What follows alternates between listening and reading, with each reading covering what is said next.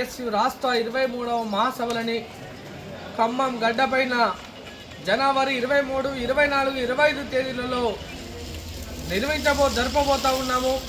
ఈ రాష్ట్ర మహాసభలను నలుమూల నుంచి విద్యార్థులు, మేధావులు, అదేవిధంగా శ్రేయోభిలాషులు కూడా వచ్చి విజయవంతం చేయాలని చెప్పేసి కూడా మేము ప్రధానంగా కోరుతా ఉన్నాము.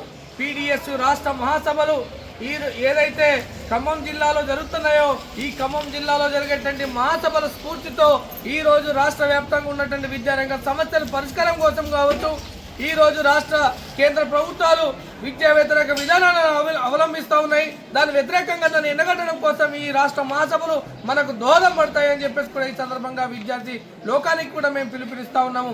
ఈ రోజు రేవంత్ రెడ్డి ప్రభుత్వం గద్దెనెక్కి దాదాపు 2 సంవత్సరాల పైన గడుస్తూ ఉంది. ఈ రోజు చెప్పినటువంటి హామీని ఏమాత్రం నెరవేర్చకుండా ఈ రోజు కాలయాపన చేస్తున్నటువంటి పరిస్థితి మనకు అనిపిస్తూ ఉంది.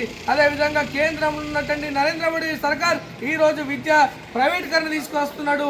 ఈ రోజు విద్యలో మార్పులు తీసుకొస్తున్నాడు. నూతన జాతీయ విద్యా విధానం పేరుతో ఈరోజు ఏదైతే భావజాలను తీసుకొచ్చి మనువాద భావజాలను ఈరోజు విద్యార్థులను మెదలు చొప్పించే విధంగా ఈరోజు ప్రయత్నం చేస్తున్నాడు. కాబట్టి వీటన్నింటినీ తిప్పికొట్టడం కోసం ఈ రాష్ట్ర మహాసభలు విద్యార్థులకు దోహదపడతాయని చెప్పేసి కూడా ఈ సందర్భంగా మేము తెలియజేస్తూ 23వ తేదీన ఏదైతే 12 గంటల నుంచి ఈ ర్యాలీ ప్రారంభం కాబోతా ఉన్నాయి. అదేవిధంగా ఈ ర్యాలీకి సంబంధించినటువంటి బహిరంగ సంబంధించినటువంటి సిపిఎంఎల్ మాస్టర్ ప్రజాపంత రాష్ట్ర కార్యదర్శి పోటు రంగారావుతో పాటు అదేవిధంగా ప్రజాకవి అయినటువంటి జయరాజ్ గారు వస్తా ఉన్నారు.